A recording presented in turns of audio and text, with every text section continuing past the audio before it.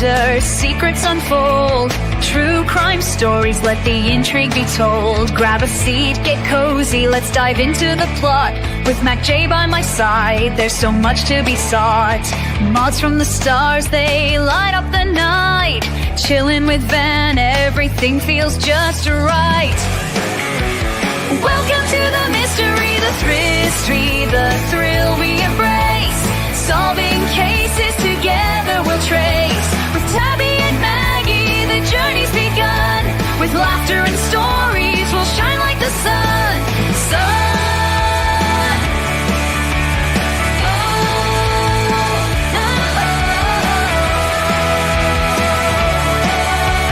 Spirit Time vibes with Lisa and Mark. Tia and Mel igniting the spark. According to Lean, curiosity flows. A curious rose in a garden of woes. Sweet misery whispers, tales that enthrall. While Matt, Meg and Jody, we gather them all. Welcome to the mystery, the thrill we embrace. Solving cases together we'll trace. With Tabby and Maggie, the journey's begun. With laughter and stories, we'll shine like the sun.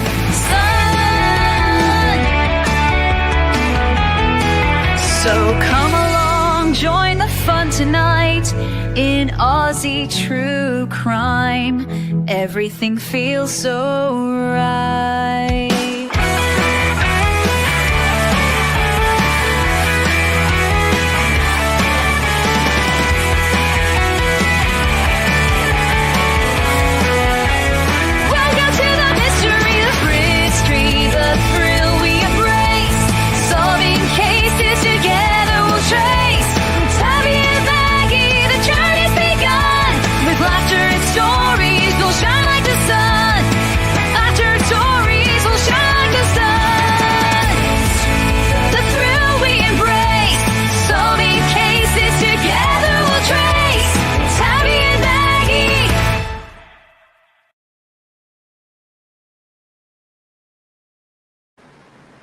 Hello. Hey, beautiful people. Welcome in. We've got beautiful Miss Sharon and Kaz, my beautiful Spirit Time. Hi, guys. And my son making a lovely noise up there. He's playing a game. I've asked him to be quiet, but apparently that's quiet tonight. So we had, I don't know, the name's wrong. Oh, we done a quick change tonight. So we were going to do Amy, but because we were chatting about the dig that's going on this weekend, we thought we'd do an overview of Joanne Ratcliffe and Kriste Gordon because, hi, beautiful Jessie, welcome in, my darling. This is a case that's very dear to me. I got to speak to Joanne Ratcliffe's sister with Tammy Wells, and since then it's just sort of been one that I have been watching. But basically I'll go over the case first. So Joanne Ratcliffe was born in 1962, and Kriste Gordon, I think is it Kriste or Kirsty? It looks like Kirsty to me. Yeah, Kriste Gordon was born in 1968.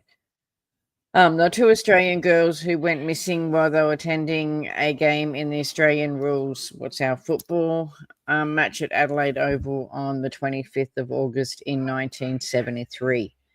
So their disappearance, do you know what I mean? It was presumed it was an abduction and then become the M1 in South Australia, and it is one of their most famous crimes as well. And I think okay. I think there's an award, $1 million reward for information or something. Yeah. So basically, they went to the Adelaide Oval for the football game, And I know that the girls, or the youngest one, the 4-year-old, wanted to go to the toilet, and both the girls decided to go. Do you know what I mean? The toilet was just under the chairs, like where the parents were anyway. And when they left to go to the toilets, the 4-year-old was grabbed. Joanne was fighting off the person who grabbed the 4-year-old, and sadly, neither of the girls were seen again. Now, Susie, who is the sister, is still fighting to this day. She wants to bring her sister home. And that's something that I think in every Aussie, because we all know this case, or most of us do, it's something that we all want as well. So I've got a couple of things I want to show you, and they're going to explain it better than I have, and the characters and everything, and then we'll go into where the dig is this weekend and what it's going to mean for this case. Yep. So, Hopefully they'll find something. I'm hoping so much. It's just been 40 years, hasn't it? Longer. It was 1973. Oh, wow. 20, almost. Yeah, I can't math at the moment. Okay, so this one's under investigation.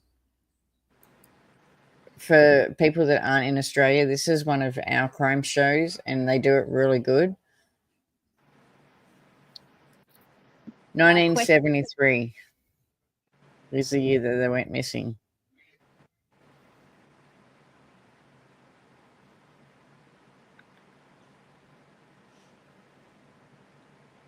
Yeah, August, the 25th of August, 1973. Thanks for the math, little Miss Sharon. So I'm still trying to find and make sure I've got right tabs. Yeah. Tonight on Under Investigation, There's an underbelly of evilness in the city. 2 young girls abducted in broad daylight from a football game, vanishing forever. The ordinariness of going to a footy game with your parents. You don't expect that you're never going to see them again. Now, They had a description of a man who was stooped, skinny. The significant thing about this man was that hat. we investigate 2 known pedophiles who bear an uncanny resemblance to each other and to the man who was seen on the day. The links there are just unbelievable. A heck of a coincidence. We reveal a key confession, That's where Joanne was hurt. The confession is chilling. They were there on the day. a crucial eyewitness, When I saw his photo, I instantly said, that's the face. and the cutting-edge technology that might finally crack the case. The fact that it has matched with that similarity reading is very, very unexpected. It's pointing in one direction. Who took Kirsty Gordon and Joanne Ratcliffe? Following those leads, you will get the answer.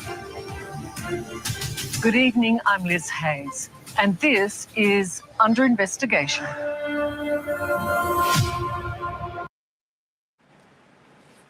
So it is Kirsty. I like this show the most because it goes by the facts, and do you know what I mean? They really look into it and deep dive into the facts. Yes. I've watched a few different ones of this show. Mm.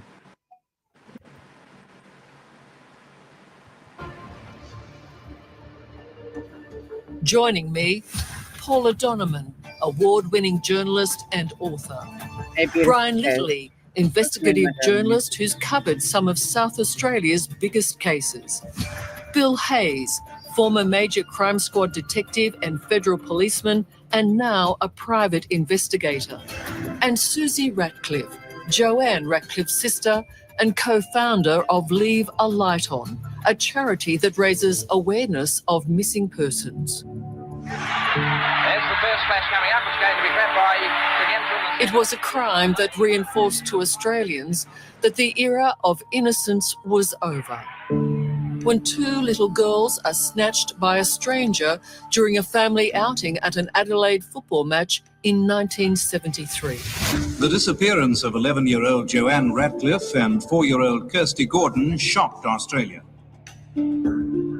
But it also becomes one of the most baffling mysteries this country has ever seen. The most enduring clue, this sketch of the suspect. A man seen making a hasty retreat from the Adelaide Oval with the girls. Brian, tell us why this case still looms large as a terrible and shocking moment in Adelaide. I think that the thought that two girls could go missing from such a public event, never to be seen of or heard, and with so little information coming from a crowd of tens of thousands of people. Paula, what kind of personal persons takes a couple of little girls from a very public place? Well, someone I think who's confident and someone who was able to walk out of a very public place. It was in plain sight, I think, which is most concerning of all when they do it with such ease. Bill Hayes, 49 years later, these cases are very solvable, aren't they? Time is an issue with a case like this because of people's loss of memory over time. But yes, it can be solved. Susie, time has not diminished your family's need to get answers. Oh, no. Memories are fading, but hopefully with those memories fading, the allegiance to the suspects fade too. In the early 1970s, Adelaide was a city full of life. Music festivals, anti-war marches. One of the country's most progressive and flamboyant premiers, Don Dunstan, and football-mad citizens. It's Saturday, August 25th, 1973. The footy season is nearly over, but at the Adelaide Oval, Norwood is playing North Adelaide. With their families in the crowd of 13,000 are 11-year-old Joanne Ratcliffe and 4-year-old Kriste Gordon. My parents and my brother and sister were avid Norwood supporters. They pretty much sat in the same area every time they were there. Joanne is a bright 6th grader who loves sport and wants to work with animals when she grows up. Her protective nature sees her take care of young Kriste during the football game. Neither Joanne's parents, Les and Kathleen Ratcliffe, nor Kirsty's grandmother, Rita Huckle, are worried when the two girls go to the toilets together during the third quarter of the match. Susie, can you take me through what you understand occurred? My sister was a very responsible child, and it was early in the game. Kirsty needed to go to the toilet and Joe offered to take her. So they went to the toilet and returned. But then later in the third quarter, Kirsty needed to go again and off they went. Joanne Ratcliffe's mother, Kathleen, becomes concerned when the girls fail to return. She checks the toilets, but they are nowhere to be seen. She asks the football officers to make an announcement over the PA system, but she's told the game can't be interrupted. When you found out that your mum had been to the office and asked for an announcement to be put over the... I mean, imagine that just in its own. Two children of 4 and 7 years of age have gone missing and they're not going to stop a game to put it over the PA system. Oh, that in itself is... Hey? I was just saying, imagine, like, the thinking there that, oh, football's more important than 2 missing kids. That's what they're saying. Oh. That is horrible. Like, that's the Facebook page I've put up for Leave a Light On. So that is run by Susie. This is Susie in the thing. She's one strong woman, but that's her page that she runs on Facebook. She also runs Missing Joanne, I think it's called. Or Missing Joanne Ratcliffe. But Leave a Light On is the page she's known for, and just dropped it too because it's another good page, especially if For the Aussies in the chat to join. Yes. But yeah, that's disgusting. It's even every time I hear it and I watch this, because I've watched this quite a few times, I always just think as a mum how horrible that would be. Yeah.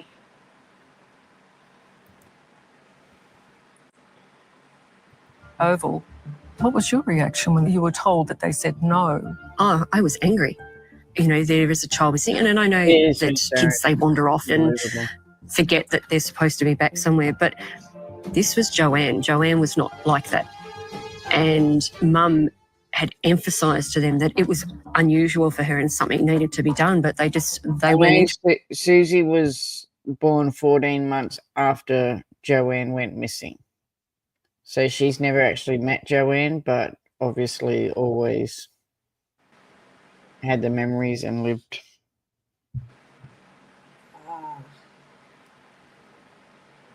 Interested. Ladies and gentlemen, may I have your attention? We are searching for 2 missing girls. An announcement is finally made when the game ends at around 5 o'clock. But by then, Joanne and Kriste have been missing for over an hour. Is that part of the problem of the time? Absolutely. Let the game roll on. That was one of the reasons. Eventually, they did put that announcement over. Too late. The game had finished. Yeah. An hour. So think about that, how far someone could get in an hour. It just makes you so mad. And at the end, so that's when everyone's rushing to get out, get to their cars. Do you know what I mean? They're not going to be wanting to wait around to help. Exactly.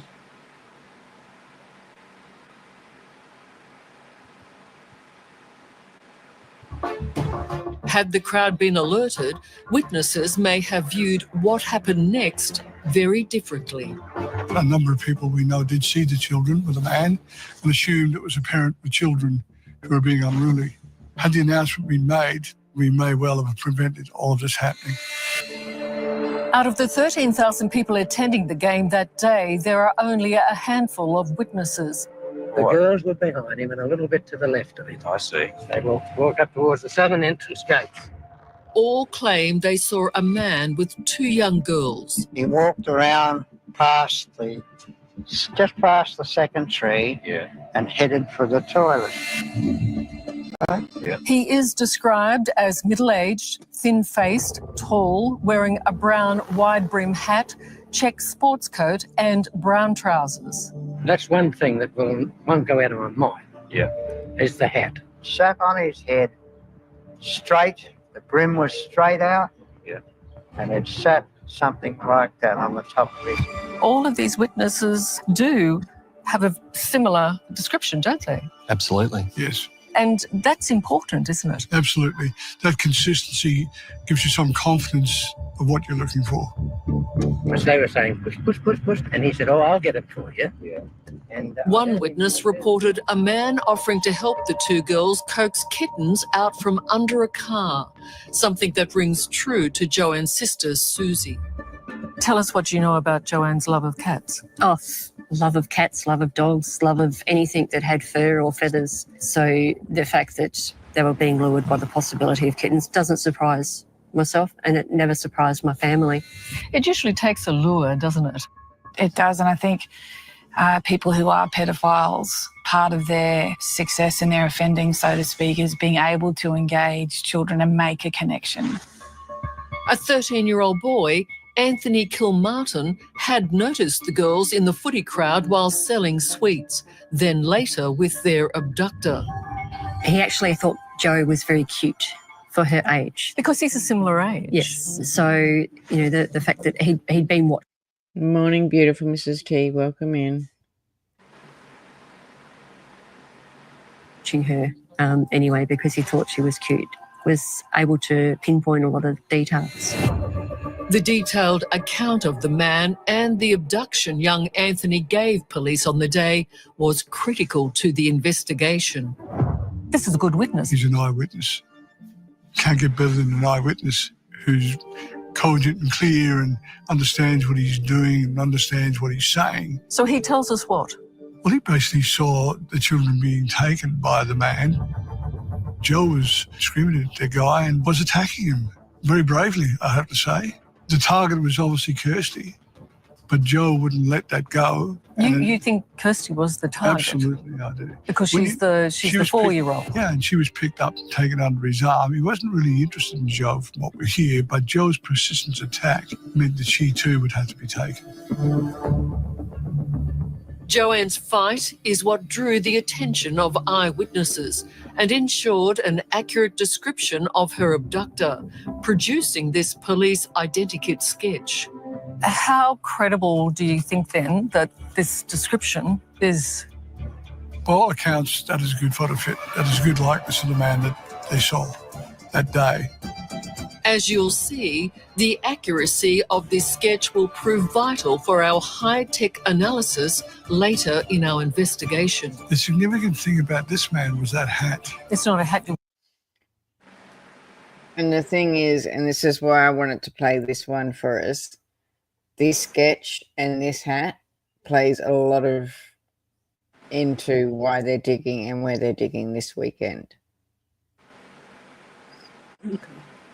So it's just another reason, like, this is a really good one to lead into what's going on this weekend. Okay. You would see often in Adelaide. No.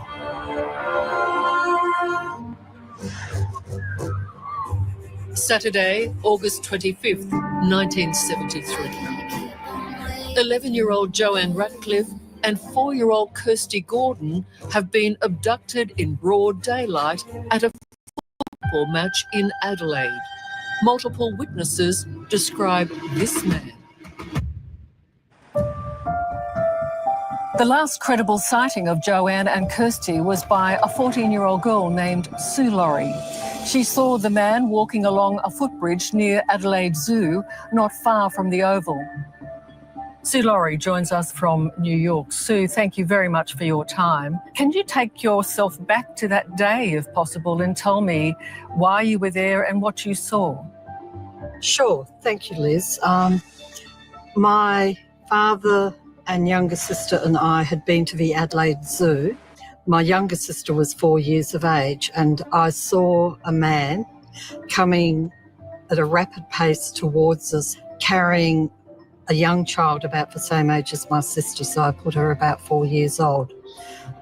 Following behind, running to keep up to him, was a girl a few years younger than me, so I would have said about 11 years of age, and she was absolutely punching this man as hard as she could in the back and saying, "Put her down, put her down," and she was so upset. He was tall. He had a tanned, weather-beaten face, a long face, and he was wearing a brown hat, wide-brimmed hat, which was unusual. And the type of hat he was wearing is not the type of hat that South Australian men wore in that era, in the early 70s. Can I just ask you, Susie, when you hear the description, it takes you back to that terrible time, I imagine. It does, and hearing Sue say about how, Joe was fighting. No, that's quite all right. It just intensifies how proud of her I am that she fought so hard to help. But, it's so confronting as well, knowing that she had that opportunity. Susie Ratcliffe was born after her sister Joanne disappeared, but she spent a lifetime seeking justice for her.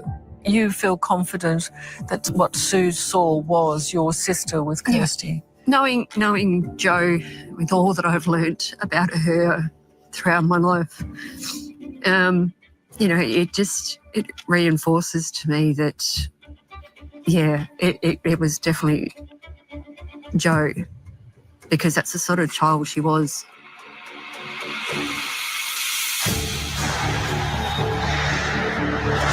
Headlines screamed the terrible news across Australia. Could I have your full name, please? Police launched a massive manhunt. You just hope and pray that this person will come to their senses and realise that the right thing to do is to return them to us. When this happens to a community or a city or a town, what does it do? It's an oh no, not again. The disappearance of Jane, Anna and Grant Beaumont on Australia Day 1966 remains one of the nation's mysteries. 7 years before, South Australians were traumatised by the disappearance of the 3 small children snatched from the city's popular and crowded Glenelg Beach. Now, Kriste and Joanne, taken from another iconic Australian location. The ordinariness of the situation, like going to a footy game with your parents. You don't expect these things to happen. You don't expect in 10 to 15 minutes of your child being away from you that you're never going to see them again. You never imagine this is going to happen to you. You read about it in the news or see it on TV or hear about it on the radio, and you always think, oh, that poor family, oh, I'm glad it will never happen to us. Adelaide, the city of churches, prayed for the girl's speedy return. Bill, how quickly do you need to find witnesses for cases like these to be solved? The first 24 hours is essential. A lot of work needs to be done in that period. The longer it goes, the harder it gets. But it would not be solved. Not in 24 hours, or 24 months, or 24 years. As the decades wore on, it became one of Australia's most baffling crimes. Then in 2009, a prisoner's written confessions to a counsellor places him and his grandfather at the Adelaide Oval that day in 1973. His name? Mark Trevor Marshall, a convicted paedophile. His claim that his grandfather... So this confession that they're going to talk about now is what brings us to what's going on this weekend. So really listen to what they're saying, because this is important. Yes. A man named Stanley Arthur Hart had abducted and murdered Joanne and Kriste.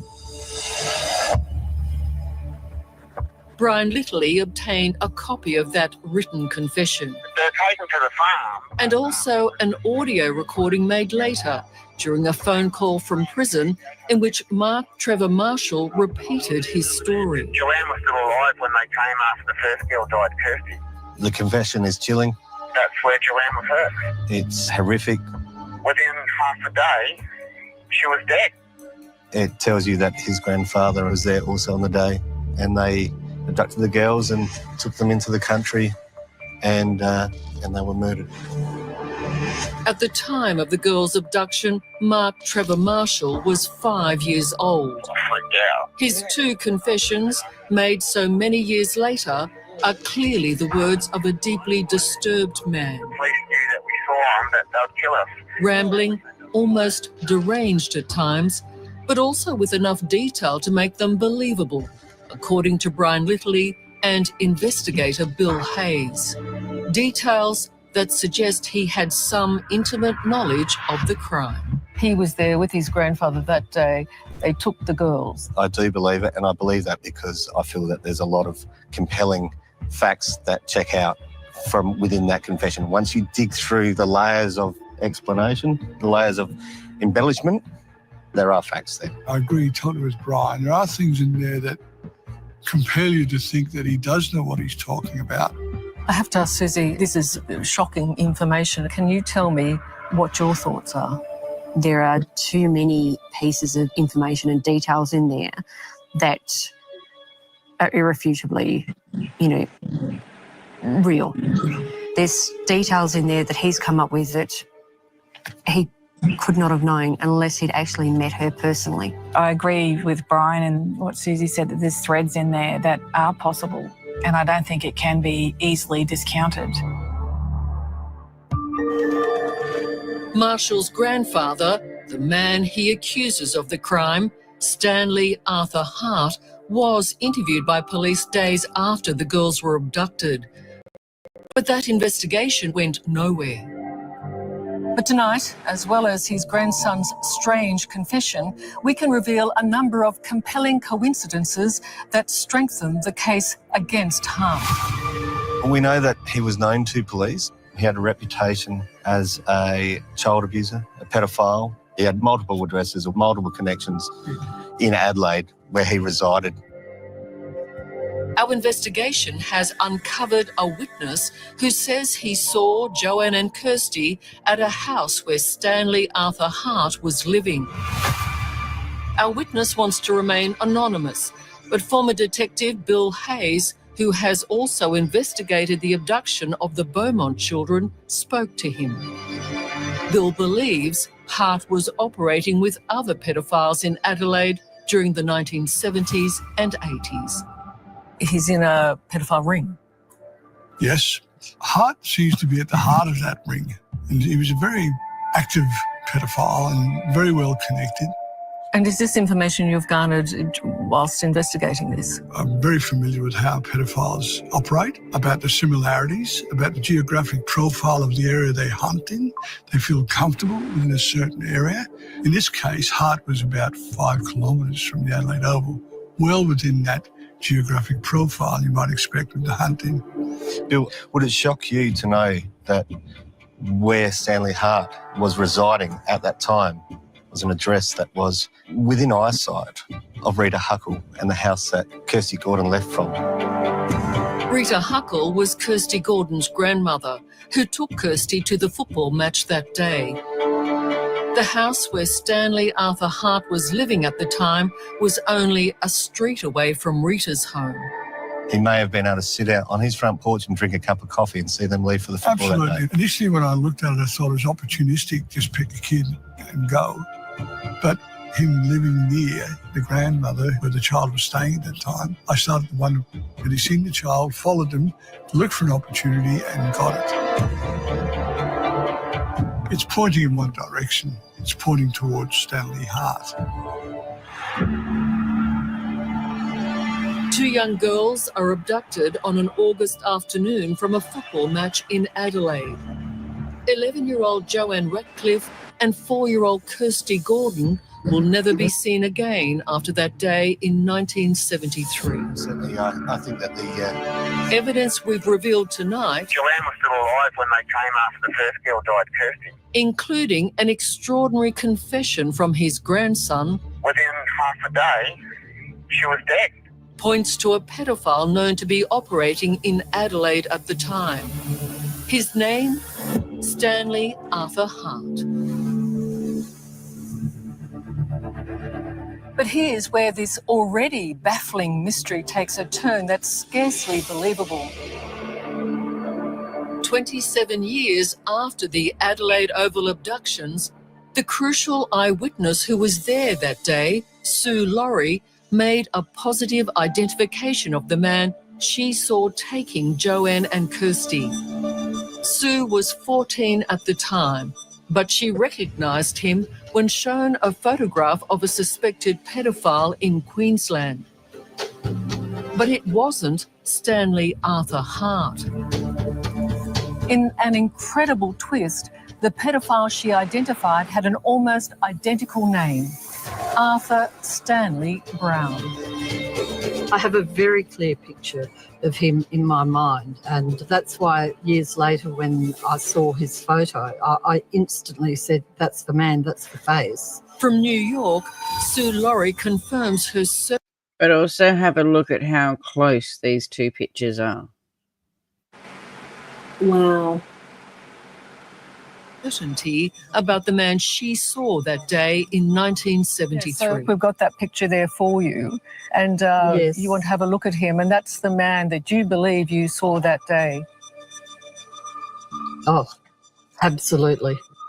The long face, the hat he's wearing in that picture is different to the hat that he was wearing on the day, but that's definitely the face. The coincidence is extraordinary. The Queenslander, Arthur Stanley Brown, and the South Australian Stanley Arthur Hart. Bill, when you look at that, are you thinking to yourself, what's going on here? I just thought the whole thing was amazing. Lander Arthur Stanley Brown. Look at that. Whoa. Whoa. So you got to think she's trying to remember something back from years ago. Mm. And then look how close the two of them are. Damn. So it's this one that they're investigating this weekend. The Stanley Arthur Hart. Okay.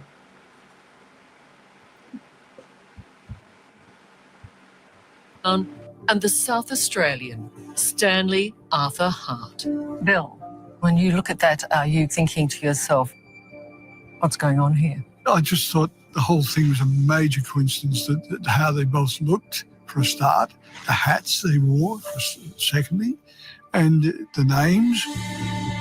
Their resemblance is so much the same, their characteristics, the fact that they're both pedophiles, the links there are just unbelievable. I wonder if they know each other, you know, if they've worked together or, you know, have history together.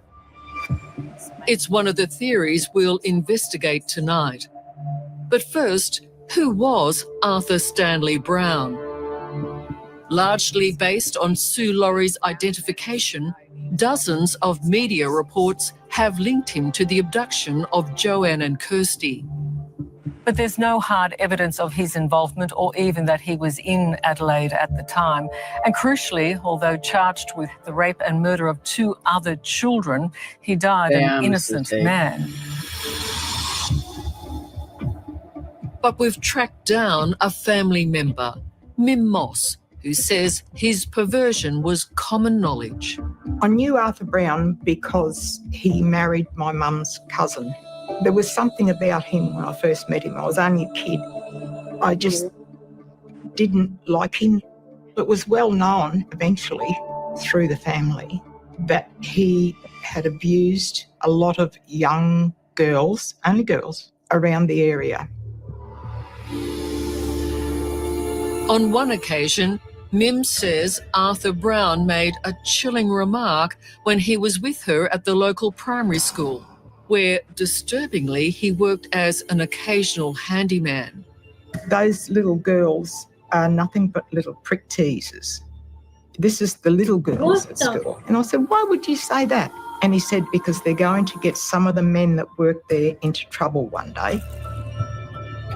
Wow. But Arthur Stanley Brown's alleged abuse went unreported for years. He was a man that was basically unknown. Yep, and he did go under the radar. And I think when you go through the victims of the child sex abuse statements, they consistently talk about him wearing his maintenance uniform. The guy fixing something at school, one of his family talks about him encouraging the students to call him uncle. Childhood activities of horse riding, swimming and all that kind of stuff would turn into him molesting them in the front seat of the car as he's driving along, molesting and raping victims in the house that he shared with his first wife. Mim Moss says Brown's first wife, Hester, showed her a secret room at the house, revealing dreadful clues of Brown's behaviour. He was away one day and she said to me, let's go and have a look in that room. So we went in there and we found all these books, all true stories apparently of, you know, women that had been mutilated and raped and bottles of wine. Little did we know at that time that that's what he was doing to the girls. He was feeding them wine and then molesting them. Arthur Stanley Brown would become central to a shocking Queensland crime in Townsville in 1970. It is a crime with a sickening similarity to that of Joanne Ratcliffe and Kriste Gordon. 5-year-old Susan and 7-year-old Judith Mackay were abducted from a bus stop on their way to school just 300 metres from their home. Dad comes home to find Thelma Mackay, their mum, in a panic because they haven't come home from school. Queensland journalist Paula Donovan reported on the case and spoke to the family. A witness claims to have seen the sisters in a car with a man who looked like Brown. So the last that is seen of those girls is as Brown's heading south of Townsville, and then they're not ever seen alive again. 2 days later, 25 kilometres southwest of Townsville at Anthill Creek, tiny footprints in the sand led searchers to a child's body. Susan Mackay was found wearing only her underwear. She'd been raped, strangled and stabbed in the chest. 70 metres down the creek was her older sister Judith. She'd also been raped, then choked to death.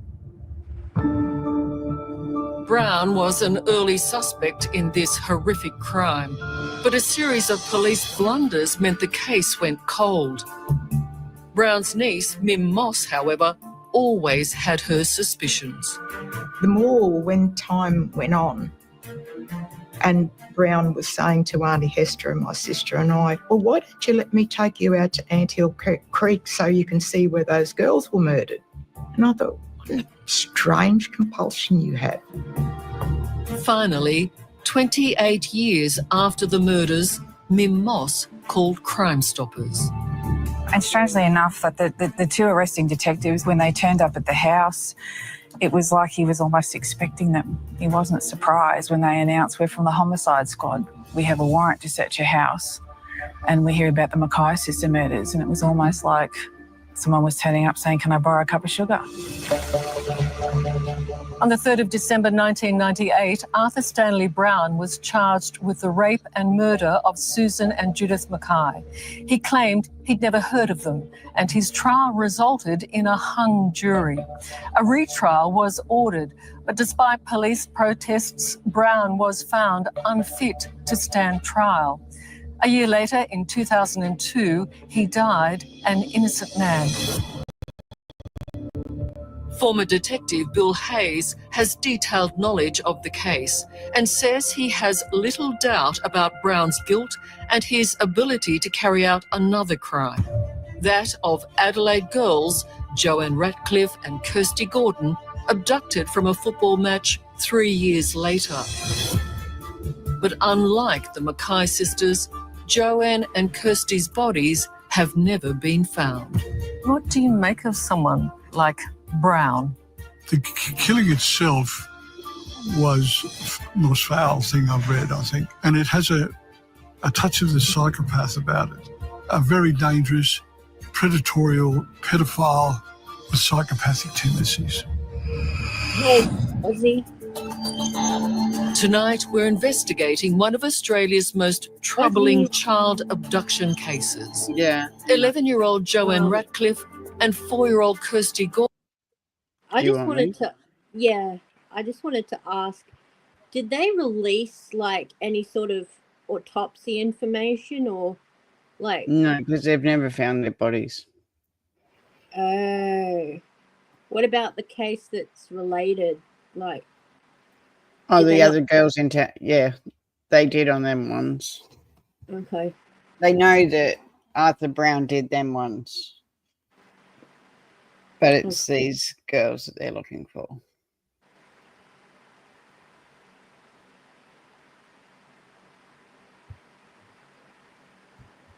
Thanks.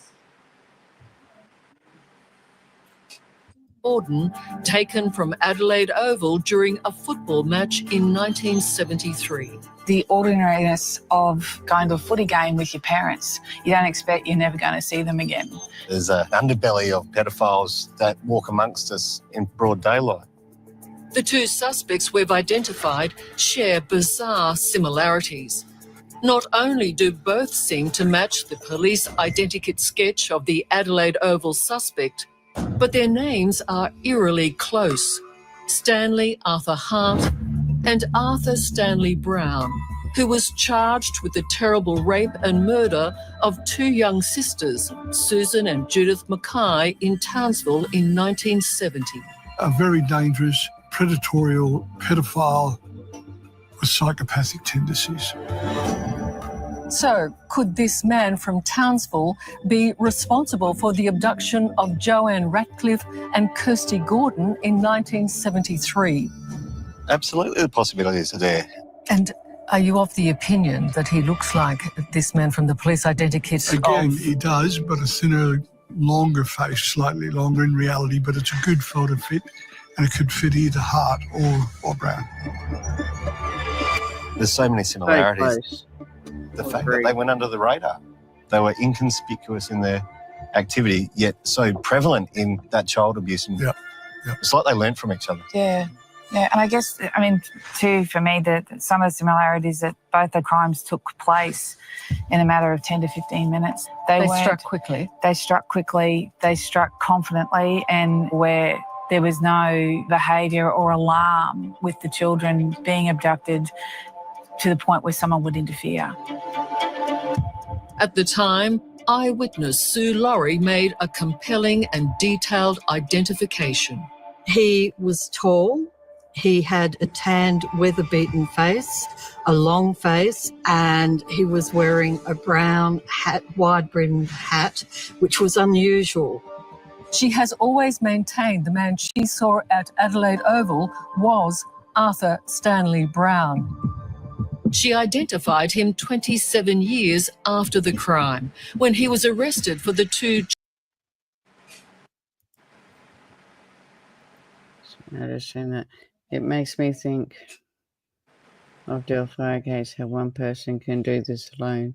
One thing I can think of was in Delphi, they didn't want to leave each other, or he had them under his control.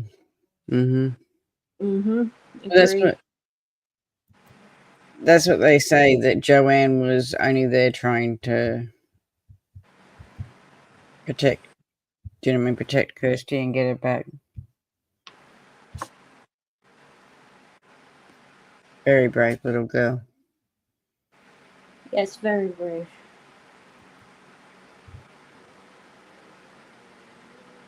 Child murders in Queensland. But Sue was never formally interviewed by police, either then or since. Did they ever show you any photographs or the police No. identikit sketch? No. So they offered you no image at all for you to look at? No.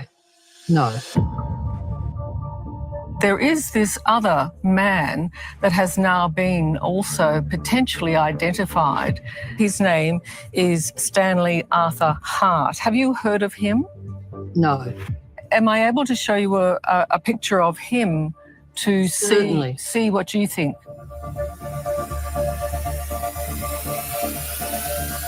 No. The face is very different. His face is much rounder than the man I saw. So you don't feel that Right. that is the man? No. It is a riddle within a mystery. Two men, two pedophiles with eerily similar names and appearances. Bill, Sue's a very confident witness. Yeah, very good witness. Particularly as a 49-year-old memory, Sue's done remarkably well.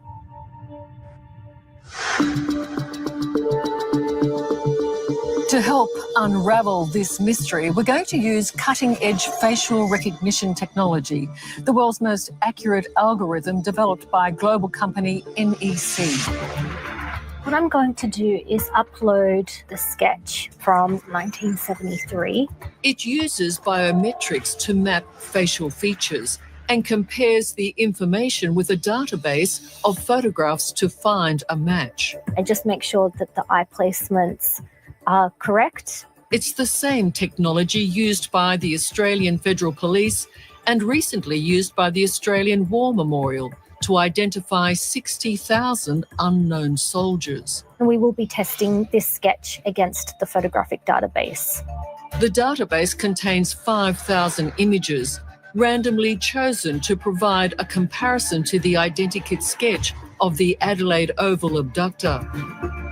3 images of Arthur Stanley Brown and 3 of Stanley Arthur Hart are entered into the system. Hopefully, we will see either Brown or Hart come up at the top of the candidate list. Joining us tonight with results from this breakthrough technology from NEC Principal Advisor Sylvia Yastoviak.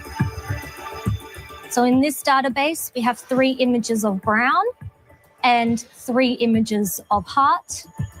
As you can see, brown is in position 1, 3, and 4, which is very, very consistent. It means that the algorithm thinks that there is a very, very strong link between Brown's face and the identikit.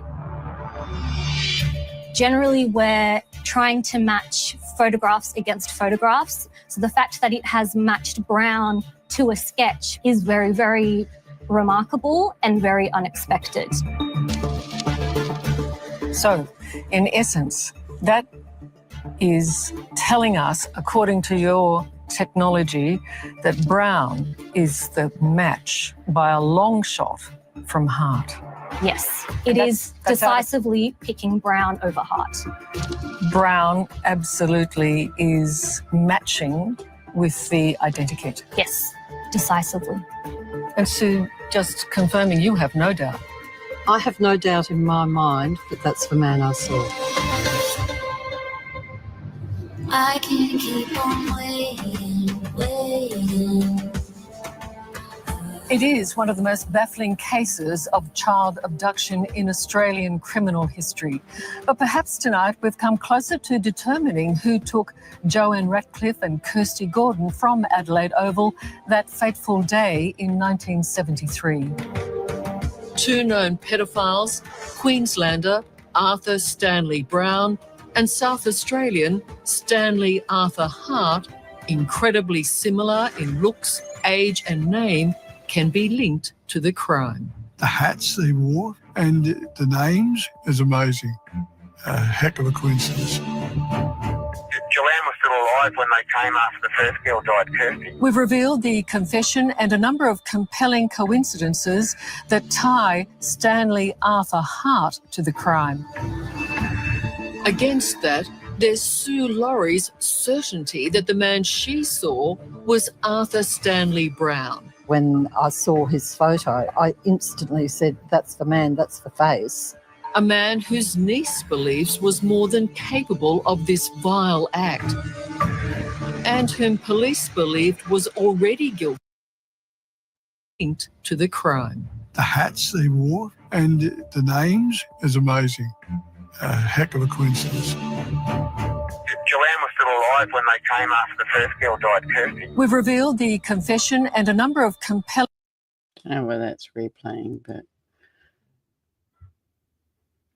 So that's the start of it. So that's, now under investigation, but that was done, I think, 2 years ago as well.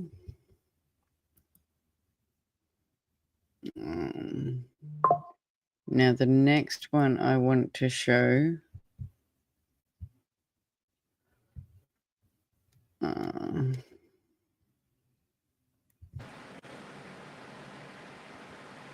I posted this today on our page in Facebook. Okay. Screen.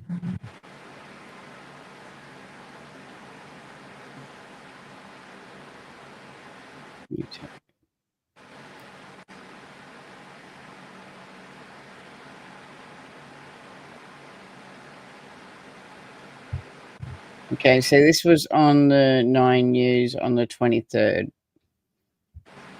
about the search.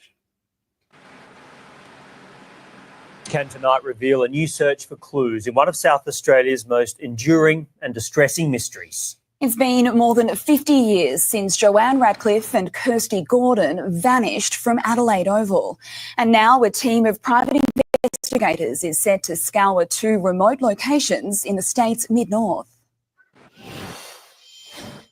It's been more than half a century since Joanne Ratcliffe and Kriste Gordon vanished, and every year that passes brings more questions. Families of long-term missing persons, we can't move on.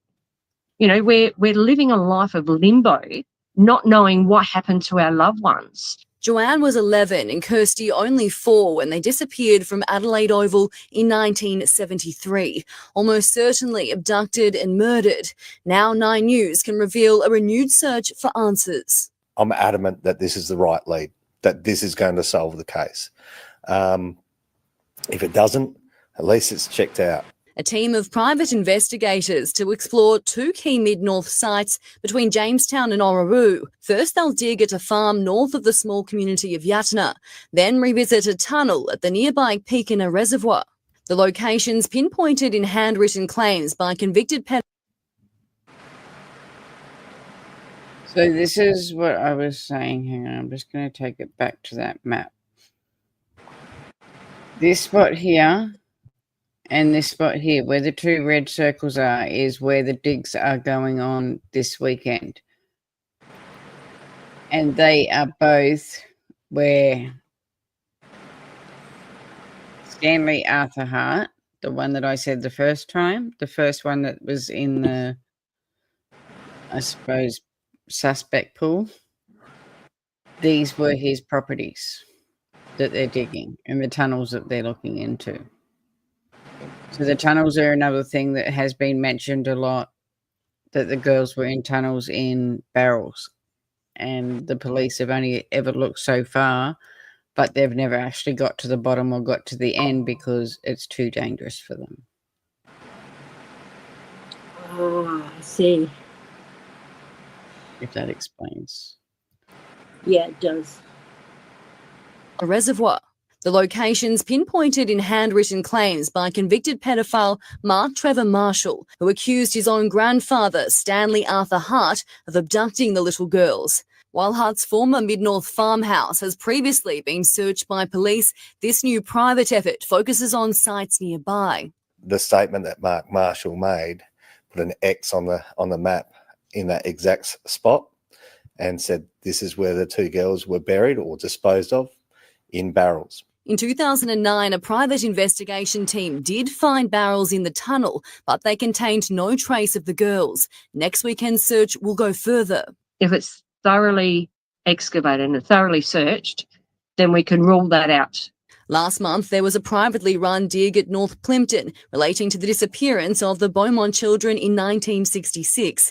Nothing was found. Now new hope, albeit faint, in the equally tragic Ratcliffe-Gordon case. So that's that one. Now, I did have one more thing to show you.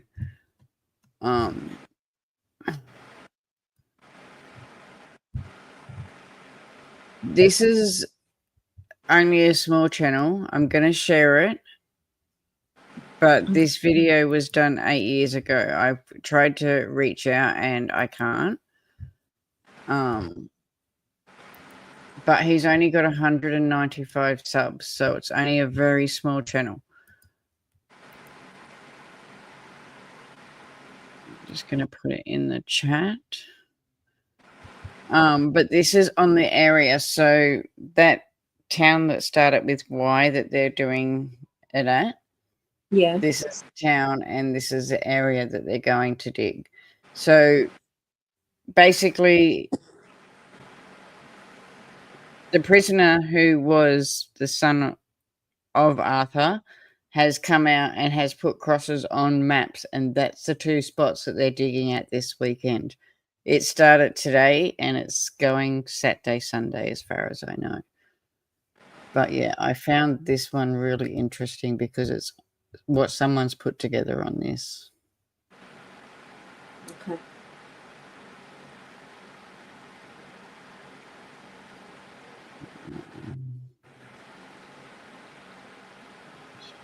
Hang on. I hate they're changing StreamYard. It's like you got to keep learning to get used to it again. Yeah. No, not that one. That one.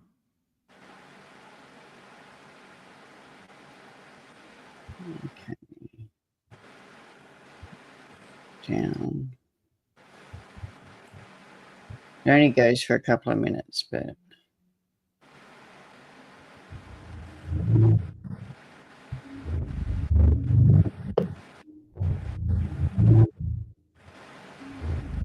delaying camera trigger warning.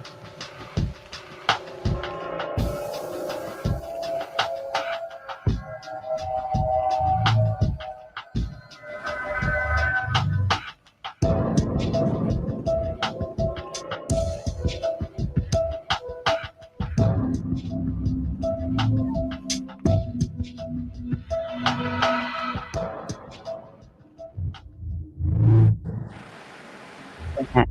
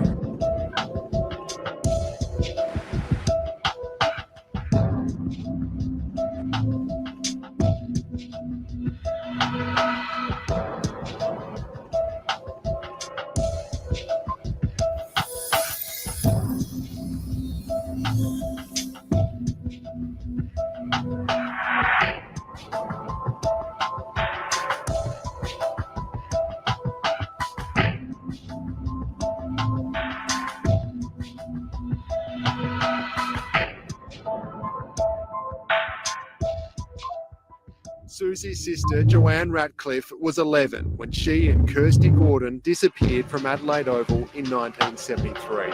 This remote property at Yatina has been linked to the case for many years, with its previous owner, Stanley Hart, interviewed by detectives several times before his death in 1999. Hart's grandson, convicted pedophile Mark Marshall, has detailed evidence against his grandfather from inside prison.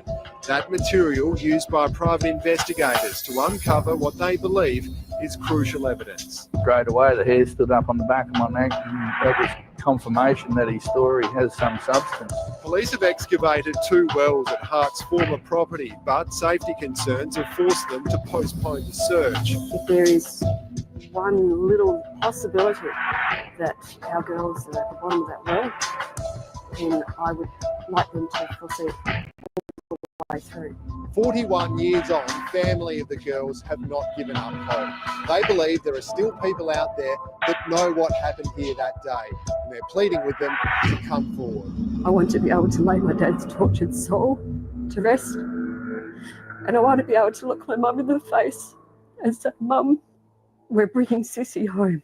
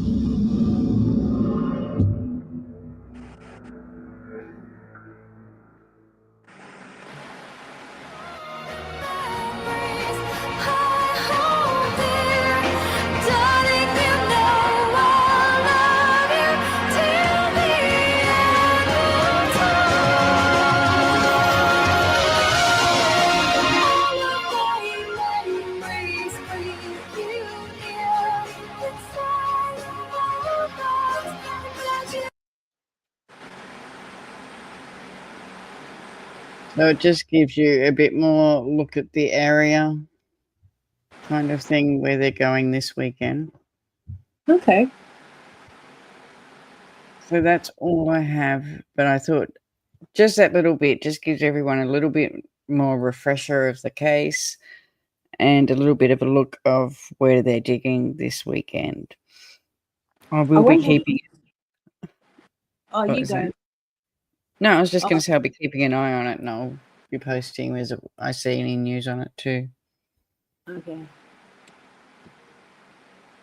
But yeah. So with our shows next week, I have to do first aid on Monday, so I'm not going to be back in time for our live on Monday. So our only two next week will be William on Wednesday, and then we'll be back to doing Amy on Friday. But that means that this will be our last one for the month. And as I announced the other day, we're going to start doing membership draws at our last live of the month. So let me try and share the screen one more time. So do I, Mrs. T. Susie Ratcliffe is an amazing, strong woman, and she needs to just know where her sister is. She needs to be able to bring her home. Yes.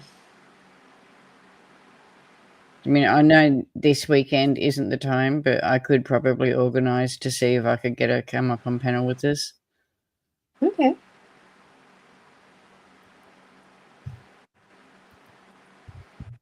Just this weekend isn't the time to. Yeah.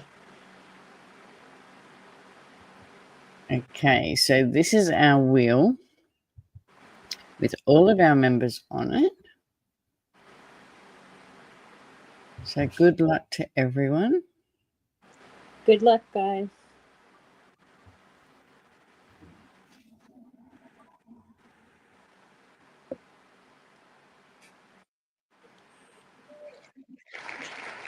And Leanie's won it. I think she won last time too, didn't she? Yes, she won one of them last time, yeah. So congratulations, according to Leanie. I will get in touch with her because she hasn't dropped in tonight. Okay. And let her know she has won another members draw. So that one will go on every month. Even if you have a gifted membership, I do give out 10 every month. What's the 10 free ones we get? And we have been lucky enough to have some people give away some this month. So even if you have gifted ones, everyone who's in the members at the end of the month will go into the draw for our members live, and we'll be doing it every month. And it's just our little way to say thank you and to give back to everyone. So thank you very much. Yes, I'll let her know that she's won. She hasn't came in tonight. She's been doing Idaho, so she's probably asleep. There's a lot to that case. Makes me There head is. So make sure you're in our Facebook page, because that will probably be the first place that I will drop any information about the dig, but I will try and put it on community posts as well. Or in our Discord, because we're so good at get posting in there. Yeah. I think me and Miss Sharon just have our little conversations. That's about it. But yeah. So thank you, everyone. And we'll see you all Wednesday. Wednesday, yes. Thanks, everyone. Have a great night. Bye, guys. Every true crime on the rise. Investigate the scene, uncover the lies. From Melbourne to Sydney, all the way to Perth. No case too tough, we'll dig into the dirt. We'll crack the code, find the truth, bring justice to the table. No excuse, Australian legends in the game, bringing light to darkness, no shame. Just got a super child, let's celebrate. Raise a glass for all the cases we've solved in the past. With eyes wide open, we'll never rest. Aussie true crime, we're the best.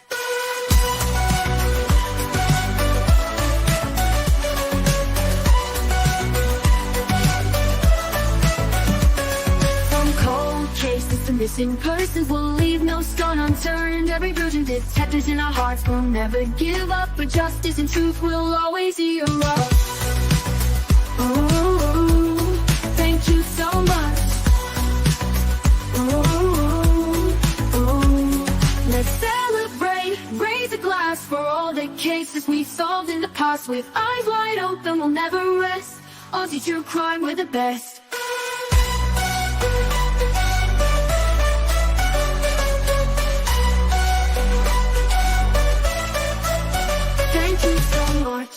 Let's celebrate, raise a glass for all the cases we've solved in the past. With eyes wide open, we'll never rest.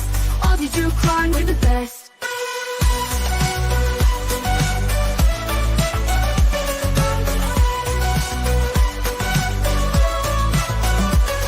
Let's celebrate, raise a glass for all the cases we've solved in the past. With eyes wide open, we'll never rest. Aussie true crime, we're the best.